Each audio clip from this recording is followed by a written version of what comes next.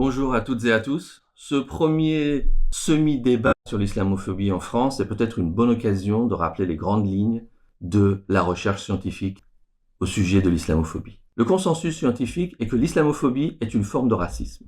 Qu'est-ce que cela veut dire? Cela veut dire que l'islamophobie est un système de domination, un régime de pouvoir si vous voulez, qui produit des désavantages systématiques pour les personnes ciblées. Ces avantages peuvent être politiques, économiques, culturels, symboliques, etc., etc. Donc le racisme, y compris l'islamophobie, ce n'est pas simplement des paroles ou des actes, mais il s'agit véritablement d'une structure sociale. Maintenant, qui sont les personnes ciblées? On vous dira que les musulmans ne sont pas une race. Dès lors, l'islamophobie ne peut pas être une forme de racisme. On l'a entendu 1000 fois. Tout d'abord, les races n'existent pas objectivement. Elles sont construites socialement.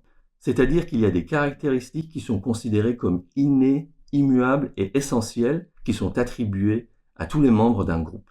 En l'occurrence, il y a un certain nombre de caractéristiques qui sont attribuées aux musulmans, leur misogynie, leur cruauté, leur violence et leur haine de l'Occident en sont quelques exemples. Raison pour laquelle il est justifié qu'on parle de race. Mais cette race est construite à travers le processus qu'on appelle la racisation. Il y a des intersections entre l'islamophobie et d'autres formes de racisme, comme par exemple le racisme anti-palestinien, dont l'une des caractéristiques consiste à nier l'expérience des Palestiniens, nier le génocide par exemple, ou le justifier, voire en blâmer les victimes. L'islamophobie est largement reconnue dans les cercles scientifiques, je dirais même universellement reconnue au sein de la recherche scientifique sur les formes d'oppression sociale, et l'islamophobie est également reconnue par des instances internationales ainsi que nationales. L'islamophobie est objectivement observable et ses manifestations peuvent être quantifiées avec des méthodes scientifiques.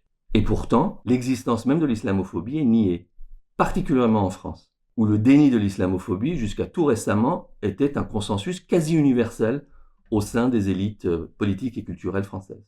Cela fait des lustres qu'on débat sur le mot islamophobie. Mais ce qui est important de remarquer, c'est qu'il ne s'agit pas d'un débat sémantique. Ce n'est pas le mot qui pose problème. C'est l'idée même que des personnes perçues comme musulmanes puissent être victimes de racisme. Donc le déni de l'islamophobie est le déni de leur expérience d'oppression, leur déni de l'expérience de racisme.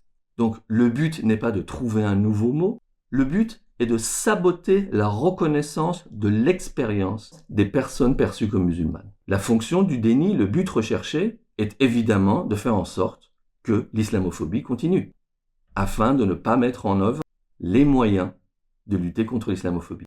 Le déni de l'islamophobie est l'une des dimensions les plus importantes de l'islamophobie elle-même. Maintenant, la place de la France dans tout cela est extrêmement importante. La France n'est pas la seule société islamophobe, mais je pense que le déni de l'islamophobie est allé beaucoup plus loin en France qu'ailleurs, et il faut aussi reconnaître que les thèses principales du déni d'islamophobie, l'idée selon laquelle le mot a été créé par les islamistes et qu'il s'agit d'un complot pour réduire au silence la critique légitime de l'islam, etc., etc., toutes ces théories viennent de France et sont aujourd'hui internationalisées. Voilà, pour en savoir plus, je vous invite à lire mes travaux et aussi à jeter un œil à la bibliographie ci-dessous. Et surtout, n'hésitez pas à me poser des questions si vous voulez en savoir plus.